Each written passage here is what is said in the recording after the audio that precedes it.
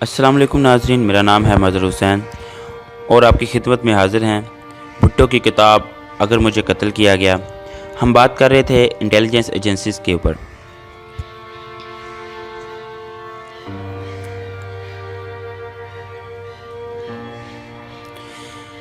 بھٹو بیان کرتے ہیں کہ chief of military intelligence lieutenant general Jilani کو چھوا تک نہیں گیا، اس کے برعکس وہ وہیں آرام سے رہے جہاں تھے اور اس کے بعد انہیں وزارت دفاع میں سیکرٹری بنا دیا گیا۔ 5 برس سے زائد عرصے تک وہ میرے مرکزی انٹیلیجنس افسر رہے اور وہ میرے بہت سے خیالات کا خزینہ تھے۔ کچھ حساس موضوعات سے جن پر میں نے ان کے ساتھ پاکستان کے دوبارہ وزیر اعظم بننے کے انتخابات کے سلسلے میں بحث اور تبادلہ خیال کیا، کچھ یہ تھے: وفاقی ڈھانچے کی سیاسی اور تنظیمی دونوں پہلوؤں سے مکمل تنظیم، مرکزی انٹیلیجنس ایجنسیز کا ایک باوقار اور مستحکم انٹیلیجنس ڈپارٹمنٹ میں ادغام جو ان 2 حصوں میں منقسم ہیں، داخلی اور خارجی۔ اس کے لیے جو اصطلاحات میں نے کرنی تھی ان کے بارے میں نے بات کی کہ لیفٹیننٹ جیلانی نے میرے مستقبل کے منصوبوں پر میرے ساتھ گہری اور بے تکلفانہ بات چیت اور بحث کی تھی۔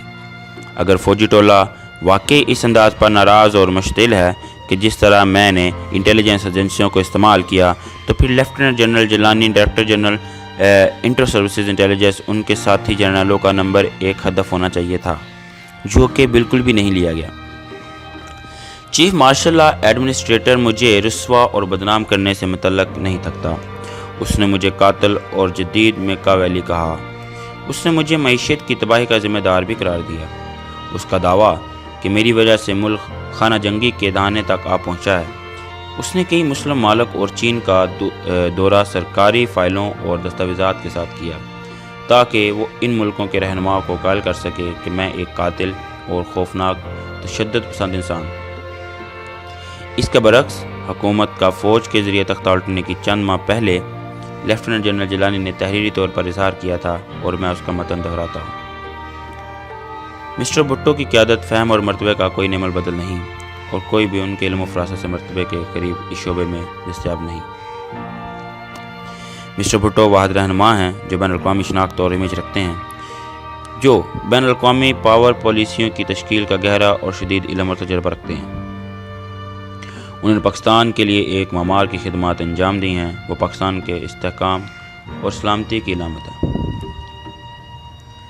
اس وقت جب کہ پاکستان کے غریب شہری جی بھٹو کہنے کے جرم میں کوڑے کھا رہے تھے، انہیں قید بامشقت کی سزائیں دی جا رہی تھیں، جب خواتین ان پر لاٹھی چارج کیا جا رہا تھا، ان پر آنسو گیس پھینکی جا رہی تھی اور انہیں جیلوں میں صرف اس لیے ڈالا جا رہا تھا کہ وہ بھٹو کا ساتھ دے رہے تھے،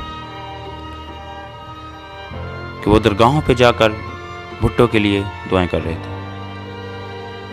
یہ سمجھنا بہت دشوار ہے کہ کیسے سابق ملٹری چیف آف انٹیلیجنس، جو ایسے خوشامد رپورٹیں بھیجتا تھا جن میں میری قیادت کو بالا تر قرار دیا جاتا، اور وہ اس فوجی ٹولے کے سیٹ اپ میں ایسی اہم حیثیت پر فائز اور برقرار رکھا گیا۔